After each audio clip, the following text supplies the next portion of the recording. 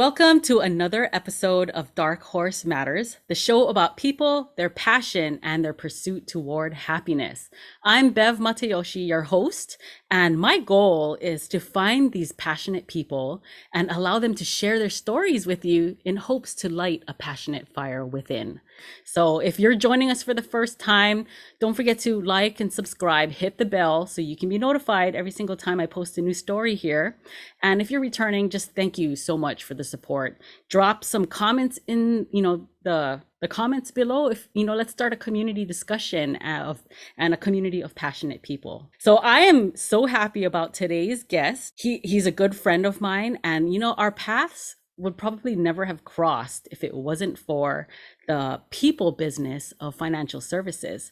And he is an incredible person who I connect with personally because of our passion and love for music. He's a guitar player and a singer just like me. And we'll get more into that, but he makes a powerful impact on the community with his community and charity work that he does.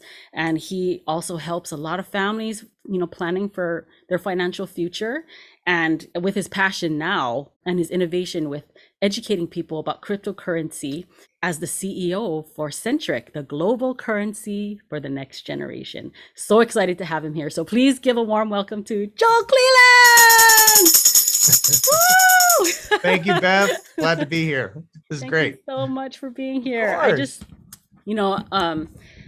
just so excited every time I see your Instagram page, I get I get pumped up because you're like the best selfie taker I've ever met, probably. Well, in my defense, some of it is branded photography, but yeah, you're right. You're right. I do. I'm okay. I'm okay at selfies. But you know how that is. Like when you see people on, social media, sometimes their selfies are just like, oh my gosh, really? You like looking up their nose? Or... Yeah. But every time I see your page, half their face. There's something about your face that just makes me happy. So. Oh, good. So I wanted to kind of get into like our passion for music because that's one of the things that we have in common, and we keep talking about collaborating together on YouTube or Instagram at some point. But we wanted to talk about a song. The song that I chose was a Beatles song because who doesn't like the Beatles, right? Even if you're a Gen Z who probably has never heard of the Beatles, will at some point hear a Beatles song and appreciate it. I chose the song Nowhere Man to talk about life through the lyrics of a John Lennon song. And I just think he's one of the most brilliant songwriters out there. So I just wanted to ask you, like, when were you introduced to the Beatles first? Like, what was the first Beatles song you've ever That's heard? a great question. I'll tell you why, because I grew up in a musical family, but my folks weren't huge Beatle fans. They weren't huge Rolling Stones fans either. And the big rivalry between the Beatles and the Stones. And you're either a Stones fan or you're a Beatles fan. My family wasn't really into either one of those. Not that they weren't into the British invasion, but most of the groups I grew up with were from the US. We had some from down under, but mostly US artists. And I didn't really get into the Beatles too much until I was in like elementary school, and people were exposing me to the Beatles and other artists from outside the country. There's other music out there. And it's so funny because I spent probably a good 6 to 12 months just on the White Album. You know what I mean? Mm-hmm. Where I was just like over and over every day. I was just putting it in. And there's so much magic on every single one of their records. And I know the song we're talking about wasn't on the White Album, but yeah, if you don't know about the Beatles and haven't taken the time to kind of unpack the Beatles, you're really missing out. Yeah, I agree. And you know what? Don't feel bad about being exposed to them later in life because people might cringe when they find out how I was exposed to the Beatles. The first time I started really listening to them was after watching that movie Across the Universe. Have you ever seen that movie? Oh my God. Like most Beatle fans probably are like, no, you cannot remake a Beatles song, Right. Because that whole movie is a musical and everybody sings Beatles songs throughout the musical. But I was so in love with that movie and I was just like, wow, I need to listen to the Beatles more just because of that. But yeah, so all the Beatles fans out there are probably cringing because that's how I got. I'm sure there's a few that like that movie. I can watch that movie over and over again and never get tired of it. But about the song, Nowhere Man, I just thought that that was probably one of John Lennon's most brilliant. I mean, I haven't listened to all of their music yet, but I just thought it was brilliant and just before their time. And that song was written in 1965. But Right. when you look at the lyrics and you listen to it, it's just so relative to what's going on now, even, It's very powerful. and everybody can relate to it. So what is your take on the song? I've known about that song for years. And when you and I started talking during the pandemic about the Beatles, and then like a couple months back, hey, let's do Nowhere Man. Let's do Nowhere Man. I'm like, yeah, yeah. And I'm thinking about like all the time I don't have. I know. But my commitment to you, Bev, and to your listeners is we will do that song before the end of 2021. We're going to get it done. Let's get it over the line. Let's get it over the line. And if it's by Christmas, we'll be like, Merry Christmas. We finished Nowhere Man. Thank God. You know what I mean? But this song is just so interesting and it's so deep. And I started listening to it again, just the last week or so when we knew we were going to hop on this show together. And I was thinking, I don't relate with the Nowhere Man. I consider myself a poly man or a Renaissance man. I mean, there's so much that I do and so much I want. I have my own point of view. I mean, exactly. I have things I'm working toward. I mean, you and I are both dreamers, and it's like we want to inspire nowhere men and nowhere women. You know that you have something special inside of you. Just let it out. Let it out. Be yourself. Conquer that mountain. Go to the top of Everest, or whatever it is that you have in your life you want to do, but have those things in your life. Don't hold back. You only have one life. Right. And just funny because I think I titled, when I sent you the lyrics to the song, right. Joel Clelland is definitely not a nowhere man. It's such a great tune though. Yes. And as everyone is my witness, we're going to finish that song before the end of the year. Yes. I promise. The structure of that song and the harmonies is so great. But I just, it's interesting that you brought up that line. He doesn't have a point of view. Like that's part of the song. He knows not where he's going to. Isn't he a bit like you and me? And you think not about like it. Me. Yep. But you think about it, like John Lennon, I mean, at that time when he wrote this song, he was feeling stuck.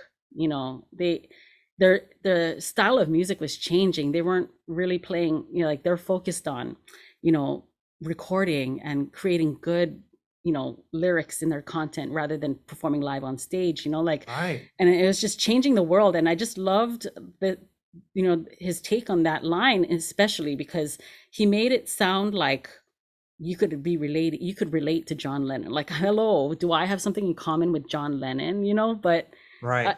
You think about the lyrics of that song, that everybody has felt that way at some point in their life. And if you say you didn't, you're lying. Right. And of course, let me kind of expand on it. I agree with that there are times when it's just like you feel depleted. Maybe you went for your dream and you didn't make it, whatever that dream is for you, or you had something that you really wanted to make happen and you didn't. And so I think what happens a lot of times is we kind of take ourselves out of the game of life. It's like, okay, I'm just not going to play anymore. Right. I'll be quiet. I'll sit over here and be quiet. And then it gets easy to be that way. Right. You depend on it's it. Very, almost. very easy to be just to kind of sit into that comfort zone. Yeah. If you will.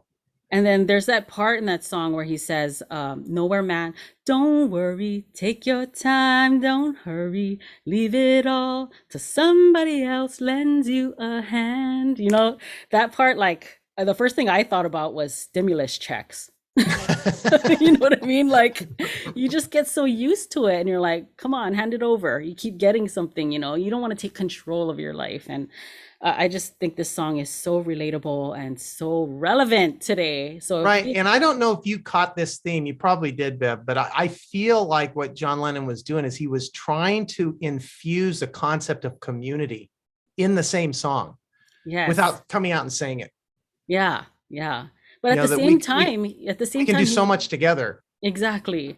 And, just kind of infusing that idea that we all are alike in so many ways.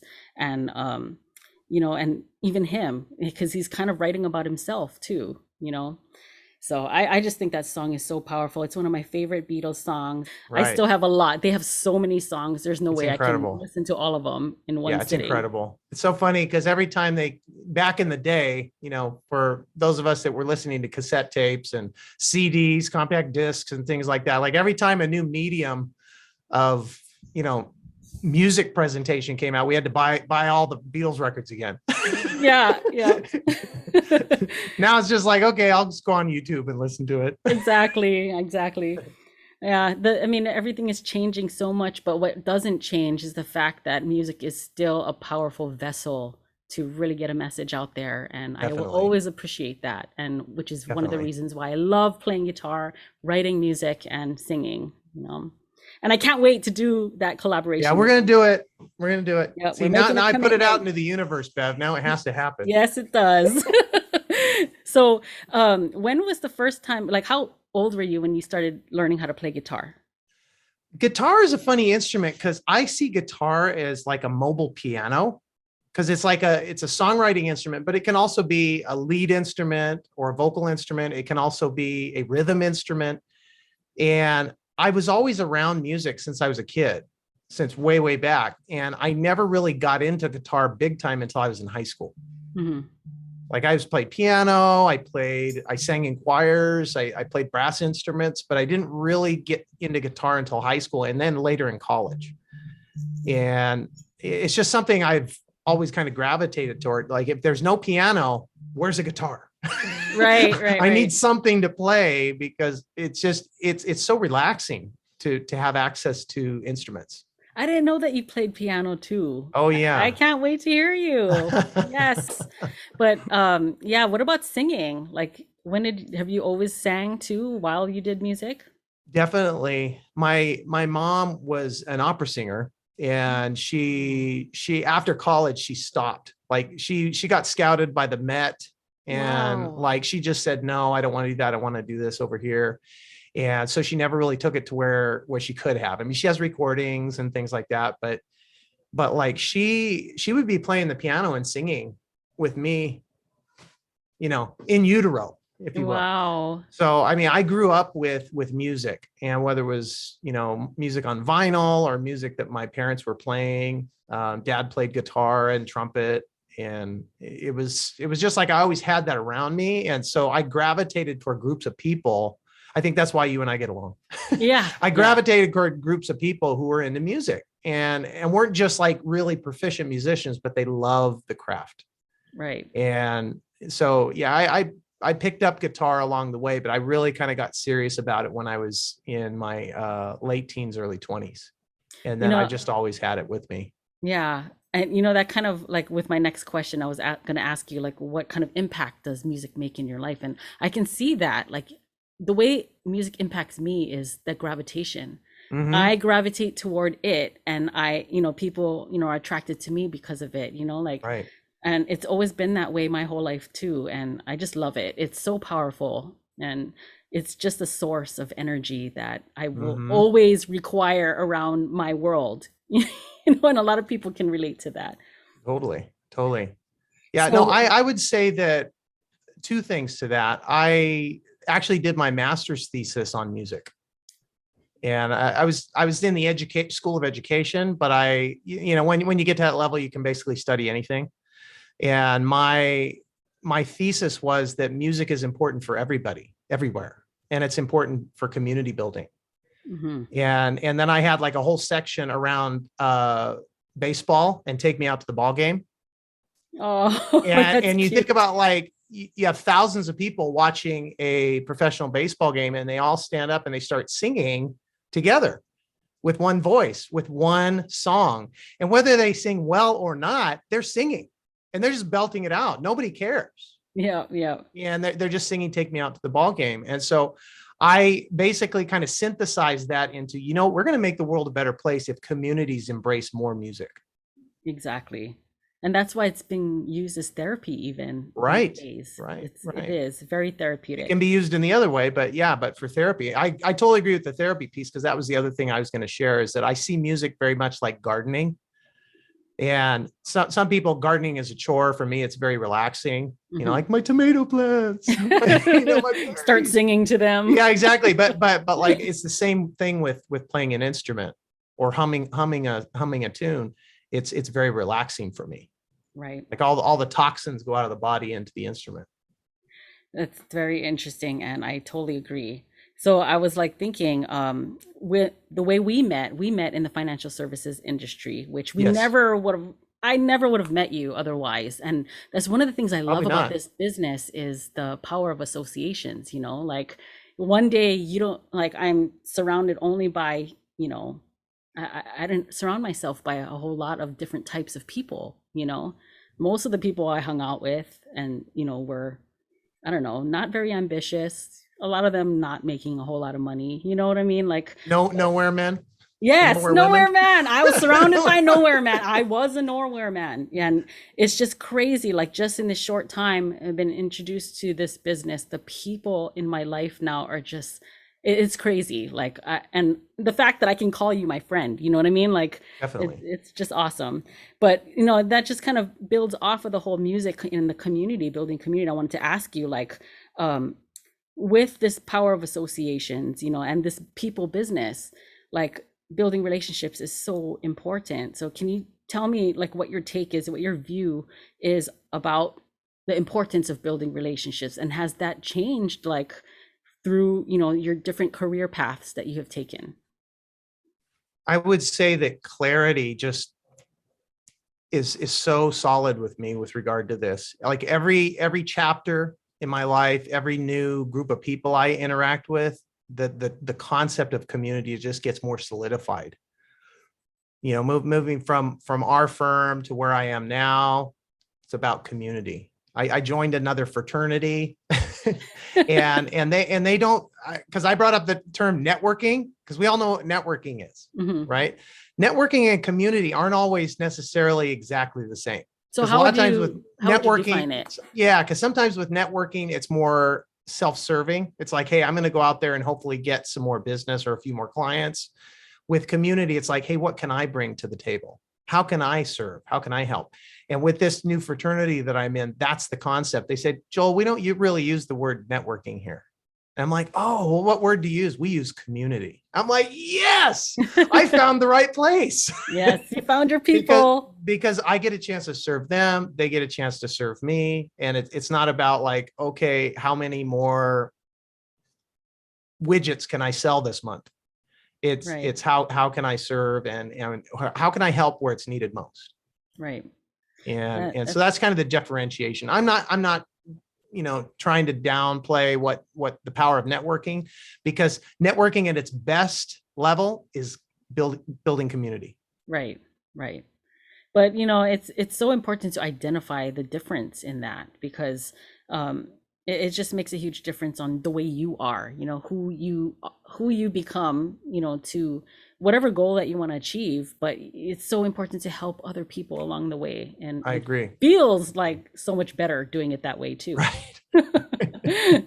I wanted to ask you, like, how did you get into the field of financial In services? financials, yeah, because obviously I when I was in college, I was an educator, and I was in education before I came into the sector you and I met in.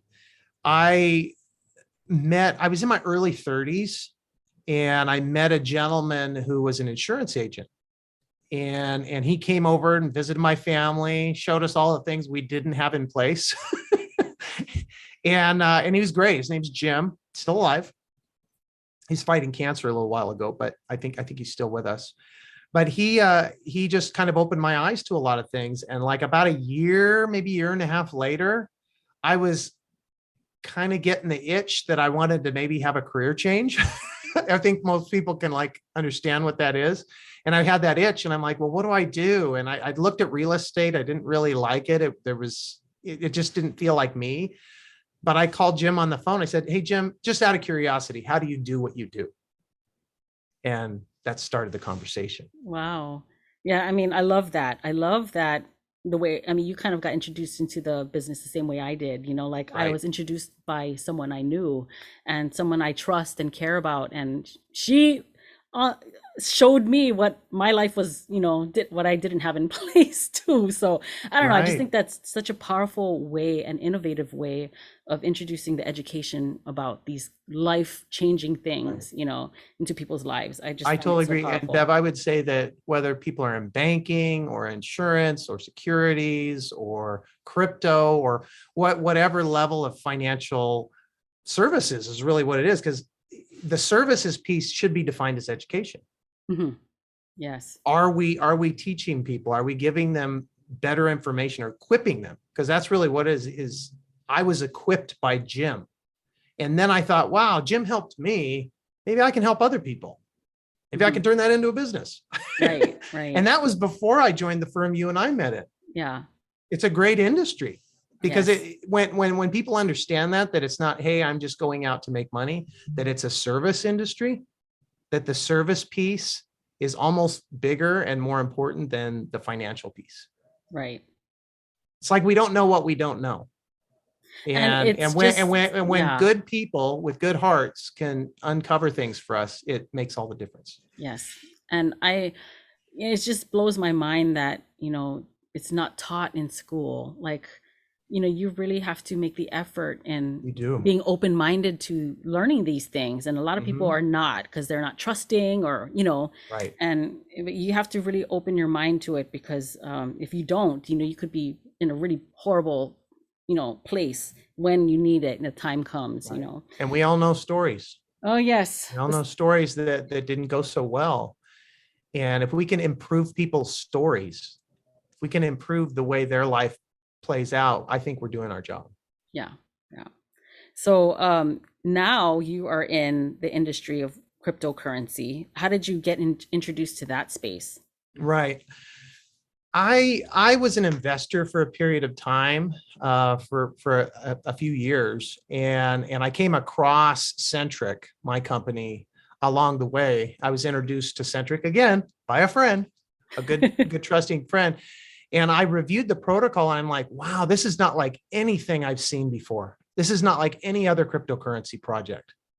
And so as I learned, I eventually became an investor and was an investor of Centric for a long period of time. And then I actually got a chance to meet some other members of the Centric team and came aboard as CEO earlier this year, actually. It just seemed, Congratulations, by the way. thank you. It seemed like the right fit for everybody because I see the vision of Centric, not just to be adopted as a global currency, but just all of the things that the Centric team wants to do in our roadmap. It's very inspiring to me. And I would say probably the biggest piece is the currency piece, because we actually have a couple of legal opinions. I don't know if you know this, but we have a couple of legal opinions classifying Centric as a currency, not a security. And that's really big because if we're a cryptocurrency, the currency piece should be dialed in and be defined, right? And I actually did a YouTube video about this last week, that if a cryptocurrency is not stable, like a stable medium of exchange, is it really currency? Right. And so that's what we're developing at Centric. We're developing a truly synthetic, stable virtual currency. And we've been fully deployed in our current format since February of last year. We actually launched in May of 2018. So I mean, we're not a new project. We've been Hmm. around. And I'm really excited about all the things that are coming down the pike. There's a lot of Cool. really cool things happening. Yeah. So I'm sure there's a lot of really novice people in the audience about Sure. crypto in general, but can you kind of give us a little bit of like why Centric? Like why are you passionate about Centric? What makes Centric so different from other, Right. currencies? Great question. Great question. And why did I come to work for a crypto project versus like joining a brokerage that does crypto or Forex trading? That's probably a good question too. I didn't want to get into that because I came from that. Like you're in my practice, it's like the financial services, the nuts and bolts side of it. I wanted to join a project that was doing innovation. And why Centric versus some of the, I call them first gen crypto projects, is we have a less of a carbon footprint. So we're more environmentally friendly. We're on the Binance Smart Chain, which is it's a proof of staked authority chain. So it's not a proof of work chain like some of the ones that are household names. And so the environmental piece was big for me. Being able to help lots and lots of people in the developing world was big. That's actually one of our use cases, is that we're developing programs to help the unbanked all over the world. And, like we've talked about the educational piece for finance, the work, it's not just a problem in the US, it's a global problem that people are severely undereducated when it comes to finance, no matter what kind of finance it is. Right. Insurance, securities, traditional money, virtual money. Just saving in general. Correct. But to answer your question, kind of go full circle, what Centric is doing is, I don't see anybody else doing it this way. There's like maybe 4 other projects out of thousands that are working to stabilize cryptocurrency price, but doing it on blockchain. I mean, we have stable coins, but what really they are is just electronic dollars. And then every other project is basically like a speculative investment. Right. And so what we're doing is we're like, well, hey, we'd like to have the growth, but we'd also like to have the stability. We've been classifying ourselves as a currency. And what's a really good medium of exchange? It's something that's stable. But who stabilizes traditional currencies? The government and the central banks, right? They have regulation, they have mechanisms in place to stabilize the currencies so that when you're going to this grocery store, your money doesn't go up or lose value on your way to the store. Right. Right now, if you try to use some of the top 10 projects for that, from moment to moment, the price is changing. Right. Does that make sense? So it's not a good medium of exchange. If we want to classify some of those projects as digital gold or digital silver or something like that, that's fine. That's fine. I think it has its place. But we're really making the currency play. And we want to do it organically and do it over time, do it the right way by building our network. And we got a huge network. It's expanding. I think we're up almost to 40,000 users. So it's not a small network. So like when we're talking about the environmental aspect, like that's one of the big objections I hear from a lot of people when talking about crypto. Like they don't want any part of it because of the because burning down the rainforest, right? Yeah, like so I don't know, like but there's there's different types of blockchains. What they understand is they understand the proof of work system. And proof of work would be like your Bitcoin and your Ethereum and other proof of work chains. We're on a different type of blockchain. There's proof of stake, there's proof of staked authority like Binance Smart Chain. And so there's less of a carbon footprint that's being deployed, if you will, fewer trees burning. So it's more environmentally friendly. And the thing is that we still have the speed. We still have the speed of an Ethereum network with lower costs and less of a carbon footprint. So people who like crypto, but they also maybe care about the planet, they can take a look at Centric. And the one thing I always say is Centric speaks for itself. Am I as CEO a spokesman? Yes.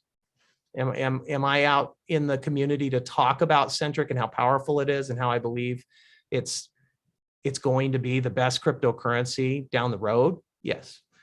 But what people can do is they can visit centric.com and they can learn for themselves. We have so many amazing resources at centric.com. Okay, I'm definitely going to put that, in the description so people can click on it, the live link. But you can ask me any question about the project, Bev. I mean, I was taken with the project when I understood what Centric was trying to do. I mean, its vision is to become a global borderless currency and to basically be a better medium of exchange than even the US dollar. Because what's the problem with the US dollar? What's the problem? It's going down in value. It's going down in value, right? Right. Our purchasing power goes down every moment we keep it in our pockets or keep it in our banks. And what we're building at Centric is we're building a dollar that only goes up in purchasing power. Is that interesting? Yeah, that sounds good. Right. And so what we're doing over time is we're building in the stability of traditional currency, but we're providing more purchasing power than what fiat dollars give us, which I think over time is going to show itself to be superior.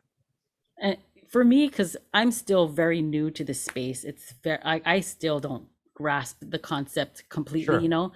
but like, I mean, what I do understand though is that you have to start understanding it because it is the future, and I don't see it just disappearing or just becoming not a No, fad. You know what I mean? Like, no. so a lot of people are just like, no, that's a scam, or like it's Right, right. And I'm just like, unfortunately, there are a lot of scams in the space. And so yeah, that so being able to differentiate yourself isn't always easy if you're not on the front page of Coin Market Cap. right. Can You're you not in the give us some top, if you're tips not in the on top 20, if you're not in the top 20, you must be a scam, right? right? Can you But give us that's some not always the tips on case. how to like, pinpoint Sort it what a out, scam is? Like sort how it to, out. Yeah. yeah, Well, obviously in the space, there's projects that are more public facing and projects that are less forward facing. We tend to be a very public facing team. I mean, you can go to our website, you can see me, you can see Tommy Butcher, my COO, you can see all of our advisors. We do have some advisors that aren't on the website, but I mean, our custodian, we're not going to have our custodian on the website. There's certain members of our team that can remain anonymous because they don't need to be out there. But even if you were not in the crypto space, if you were at Disneyland or Walmart, you wouldn't see all of their employees out on the website right. either. But I think having a forward-facing team is good. Having a good track record is helpful. If you go to centric.com, click on the Learn tab, again, all learning, right? On the Learn tab, and you click on the Centric roadmap, you can see all the way back to December of 2017 when the original idea was conceived for Centric, and then all the way to the present, and then where we're going over the next 5 to 10 years. And Right. with companies that have a good, strong, solid roadmap, they're going somewhere. Again, it's the nowhere man thing. Right. I don't want to invest in a nowhere man project. Right. Exactly. I'm not interested in that. I mean, where are you going? Are you just the latest meme coin? It's like, okay, I've got an alien. I'm going to put it on a token or on a coin, and I'm going to sell it. Okay, well, what's its purpose? Oh, it's just another speculative investment. It's just another investment that goes up and down. Right. And that's how we see most of the cryptocurrencies. And this is no fault of anybody's. It's just the nature of the space. It's very risky. And most cryptocurrencies, whether they're tokens or coins, and for your viewers, the difference is a coin has its own blockchain. A token like Centric is on someone else's blockchain. Okay. So we're a 2-token system on the Binance Smart Chain. And if you look at our roadmap, eventually we're going to have the Centric blockchain. And at that point, we will cease to be tokens and we will be coins of the Centric blockchain. Thank you for explaining that. So that's the big difference. And the thing is, Bev, is there's all these little, terms that are in the space. And a lot of times, like I'll talk with people just like you, super intelligent and in the know and well-read. And I'll have people at the end say, Joel, that was a great presentation. I only understood about 10% of what you said. Exactly. Exactly. And I'm just like, oh, gee. And so the thing is, a lot of people in the space, we believe that we're at the very beginning. Bitcoin rolled out in January of 2009. So that's not just yesterday. That's, 12 years ago, right? But the thing is, you look at, and there were a couple of virtual currencies before Bitcoin that, nobody's writing home to their parents about. But if you look from Bitcoin forward, that's still only about 11 or 12 years, 10 years, something like that. So we're in the infancy of crypto. Yeah. And so for people who think they missed it, people who are actually willing to invest in anything, because there's lots of things you can invest in, right? Not just crypto. Don't think that you missed it. You didn't miss the wagon. And just because, the market is where it is right now, it's like any market. Markets have cycles. They're up or they're down or they're sideways. Are you holding it for a long period of time? Or are you just looking to make, short-term trades? You can do either one of those in the crypto space. But the one thing I always tell people is you didn't miss it.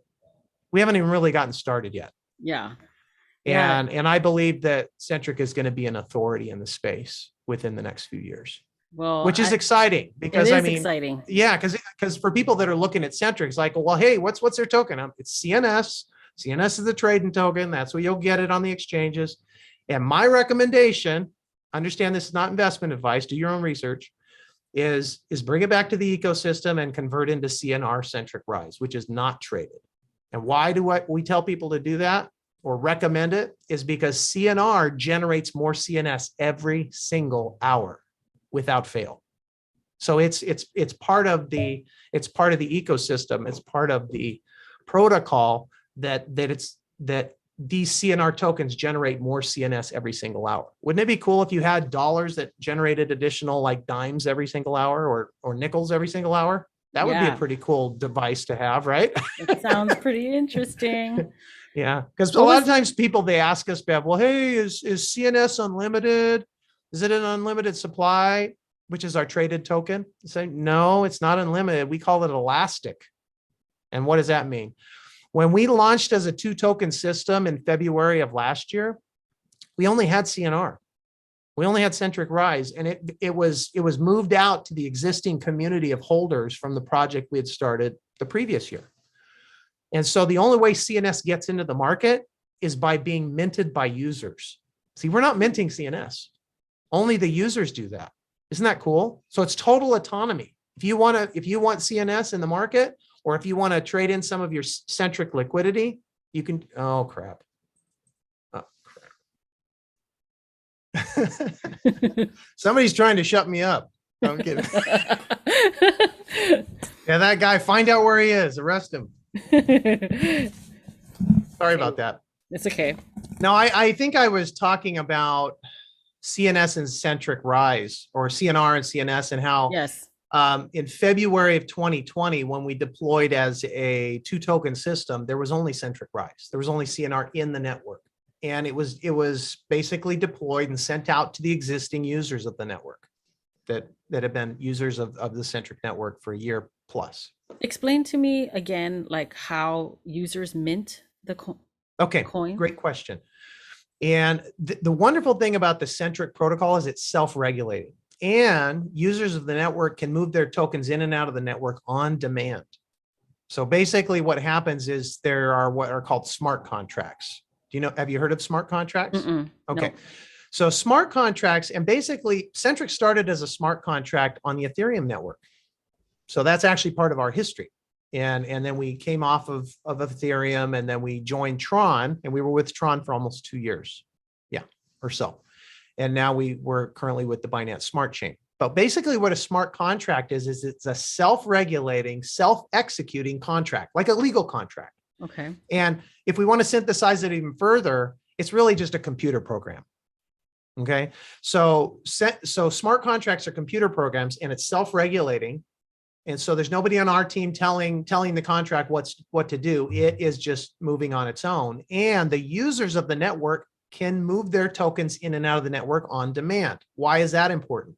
Because there's no lockups. With some protocols, you have to lock up your tokens for a period of time to get the rewards.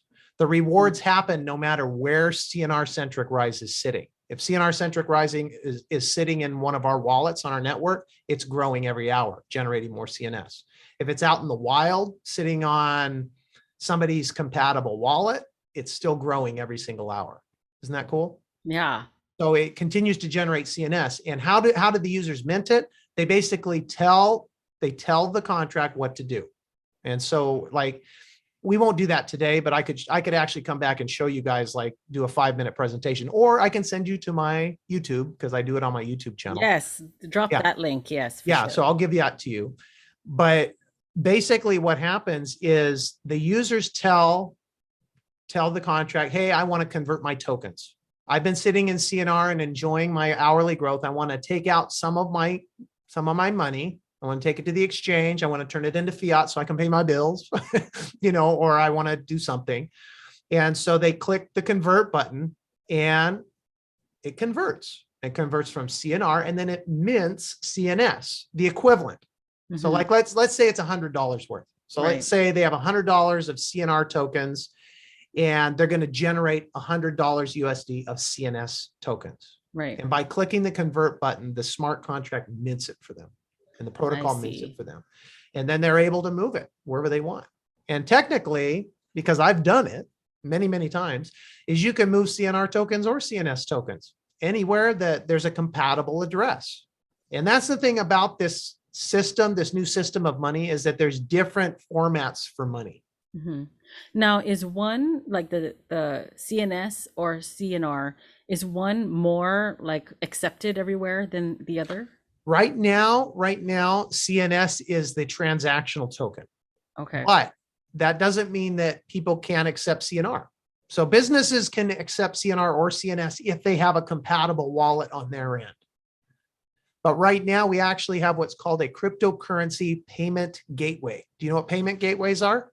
No. So basically, what they are in this new world of money, Bev, um, you know how like we go, like again, we go to the grocery store, we have the little card reader, and then we go, we stick our chip in, and then they Yeah. charge us a little bit of money, or they charge the vendor a little bit of money, the merchant, and then they pass the cost along to us. You can basically do the same thing virtually. And so there's a variety. The first coin to really do it was Bitcoin. So Hmm. Bitcoin was integrated with Amazon, and now they're with PayPal, but hotels.com and Microsoft. And so they had these payment gateways where people who had Bitcoin, they wanted to pay with Bitcoin, they would basically connect with these payment gateways and make their payments. But Microsoft and Amazon and hotels.com, do you think they just held the Bitcoin? Nope, because it's too volatile. So Hmm. they through the payment gateway, it would go right back into fiat. So go right back into the US dollar for them. So I there are see. other payment gateways like that. We're on one called My Crypto Checkout or mycryptocheckout.com. And if you go to mycryptocheckout.com and put in CNS, up's going to pop our token. And so for people who want to make purchases with crypto and they want to specifically use Centric, they can go to My Crypto Checkout and attach themselves to My Crypto Checkout and put their CNS there to make payments. So it's just another way to pay for things. Yeah. I mean, it's a WordPress plugin. So for any business, e-com or traditional commerce that has WordPress plugin websites, they can potentially connect with My Crypto Checkout and take Centric. Oh, that's cool. Yeah, it's That's pretty very cool. cool. So, but it's an Wow. emerging space. And again, because I mean, it seems like some of this is new to you too, Bev. Yes, Yes. very new. Okay. So understand, and you're really smart, super intelligent, and you're in financial services. So understand when I said earlier, we're at the very beginning of this thing. Crypto's in its infancy. You haven't missed it. Yeah. People need to understand that. Yeah. That we're in the very, very early stages of integration, even with a market cap of over 2 trillion. Because I don't know if you know that, but crypto is like globally is like a $2 trillion market. That's And then crazy. you have countries like El Salvador saying, yeah, you can pay your taxes in Bitcoin, or the mayor of Miami. Sure, you can pay your city fees in Bitcoin, but understand that a lot of these things are payment gateways. Hmm. So even these municipalities, maybe they're taking the Bitcoin. Obviously, it's a millennial president down in El Salvador. He's a Bitcoin maximalist, so he's okay with taking Bitcoin and holding it in the country's treasury. But I'm not so sure that the Miami mayor is keeping all the money in Bitcoin. I think they're going into fiat. They're Yeah. just allowing that as a payment option for their citizens. Right. Which Does that make sense? I wouldn't be surprised if Yeah. it becomes more common in the Right, future. right. And it will. I mean, I'm seeing changes here in the space and just out in the community. Every couple of months I see more Bitcoin ATMs pop up. I'm always quick to explain to people Centric and Bitcoin are not the same thing. Are they both crypto? Yes, but we're different. Hmm. They're proof of work or proof of staked authority. Yeah. And all of them are a little different in their Yeah, way. yeah. And so I just tell people just learn, do your own research. If the project you're looking at doesn't have an official website, doesn't have a forward-facing team, aside from Bitcoin, it's Bitcoin's cloaked in darkness, right? We don't know who Satoshi Nakamoto was or is. Yeah. So, but I mean, aside from Bitcoin, I mean, we know who founded Ethereum. It's Vitalik Buterin. I mean, very forward facing. Charles Hoskinson started Cardano. I mean, and so a lot of these projects, like if you don't see like who it is, and understand that Centric is not the Joel coin. I'm the Hmm. CEO. I didn't develop it. It's not my brainchild. I was an investor who saw something like you. I saw the future of money, and I thought, you know what? I think Centric is the one. Yeah. Centric is the one. And Wow. then eventually I got to where I am today, which is pretty amazing. It's been a really amazing year. Yes. And you inspire me so much. I Thank you. I just see you as such a well-rounded successful person, like, Ollie and man, yeah, Folly Renaissance Man. man. And you have amazing family, you have a happy life. And I just want, what kind of advice would you give to people in our audience who are in nowhere man syndrome? Like, Right, right. what kind of It's advice find, can you give yeah, them? find your passion. Find something you love or someone you love. I mean, sometimes that creates codependency, but, but, I mean, if it's your kids, I don't think you can love your kids too much. You can smother them, but just, I think the way we love our kids is by giving them as many options as possible. And for people with kids, I think you have been blessed with an amazing opportunity because, and it's not that they're going to be little yous, although many of them will be, but you get a chance to, it's kind of the old Bruce Lee thing, don't give your kids everything you never had, teach them everything you didn't know, kind of a thing. Right. And equip them, like you and I equip people in financial education, financial knowledge. Equip your kids with that. Yeah. Don't make them wait until adulthood to understand this stuff. Right. And to be curious. But I would say for people who are maybe in that nowhere man land or just kind of feel lost, especially in this time with the pandemic. I mean, this has been so hard on so many people. I mean, did you lose anybody, Bev? I don't Yeah, remember if I've I been asked you. so fortunate that I have not lost anybody Yeah, due I've to lost that. four Wow. people.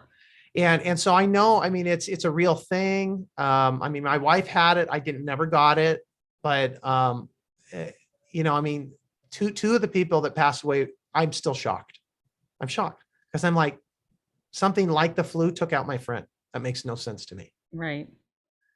I'm so And so, sorry. yeah, thank you. So, but I understand. I mean, this is a hard time, but throughout human history, there have been hard times. And we shouldn't let it keep us from winning at the highest levels. Exactly. And whatever that means to you, whatever winning means to you, whatever, kind of breaking through and finding your passion means to you, being a good teacher to your kids, to your community. If you're a single person, you can still make an impact just by getting out there and seeing, how can I help? It's kind of like what we were talking about earlier. You don't go out to network, you go out to build community. Hmm. What can you bring? Because you have something that's uniquely you. That's not me. That's not Beverly. That's not anybody in your orbit, and they need you. Right. So be you. Get out And there and be you. it's just crazy because the pandemic has forced a lot of people to just really hole up and not Yeah. come Go out. inward. And Go inward. yes, Right. but then at the same time, we as humans, we crave people, we crave interactions. We And do. now, there's this digital space that's opening up that's I know. crazy. But and with NFTs, like I've Oh just been yeah. hearing a lot about that going around. Hey, do any of your kids have like virtual experience? Like the I taught them about money.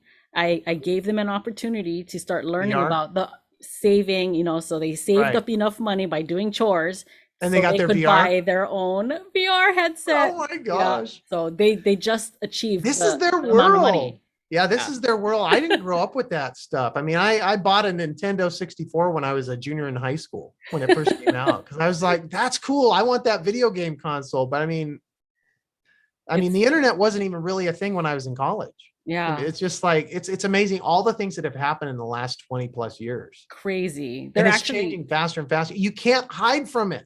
I know. Don't And hide from the change. Don't I hide was from the just evolution. I was just in Orlando last weekend and Oh I was yeah. told by our Uber driver that they're building a park specifically for gaming now. For VR? Yeah. Or just video games, and I was like, "Whoa, Oh that's gonna be wow.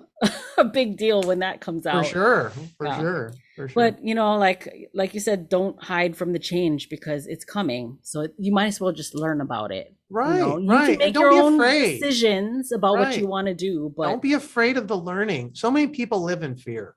yeah, And I see it all the time. That I know you do too, because you're paying attention. And it's just so sad. Because for me, I think don't miss out. Don't miss out on the best life you can have for yourself, for your family to experience because you're afraid. yeah. Fear is a one-way ticket into nowhere man land, Totally. people. 100%. 100%. Yeah. So I just want to thank you, Joel, and we Oh, are going to get that we are. collaboration and we have to do it because we said it on your show. Yes, we are going to do it before the No year matter is how out. busy we are, no And matter it's how going to be busy. awesome. Yeah, it will be. It will be. I trust you. And I trust all the hard work I did in the old days. Yeah. All right, Joel. It was good Awesome. to have you here. Thank you so much for your insights, and I Sure. definitely will probably want to have you on the show again, Cool. because this Can I plug our socials? Oh, yes, yes. Okay. Go ahead and do Yeah. that now. So the best way to get a hold of me is at Real Clelland on Twitter. At Real Clelland on Twitter. I know you follow me on Instagram. Bev, you guys can find me on Instagram or on Facebook, on LinkedIn. But Centric itself, centric.com is really the best place to go for the learning piece. If you want to engage with our community, we've been talking about community on the show today. Connect with our communities on Telegram, very, very active, as well as at Centric Rise on Twitter. And we're also very active. We have a really active community on Discord. So Discord, Twitter, and Telegram for Centric, and then Joel at Real Clelland on Twitter. What is Cool. Discord again? What was that? What is Discord? Discord. It's just another social media platform where people can connect. Okay. I actually did, believe it or not, Bev, I actually did a podcast on Discord like 3 months ago, something like that. Yeah, it's just another platform. Okay. Discord. Yep. Cool. Well, I know it's kind of like when I first came to Centric, I thought it was just for kids. but you know who really uses Discord is gamers and people who are into tech.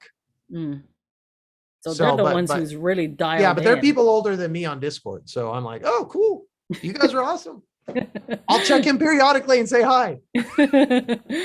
Well, thank you so much. Got it. I just appreciate you giving your insight to everybody and sharing your story here. And I definitely want to have you on the show again so you can keep us updated. Oh, yeah. Maybe before Christmas. Yes. Because we have to get the song done before that. Yes, we do.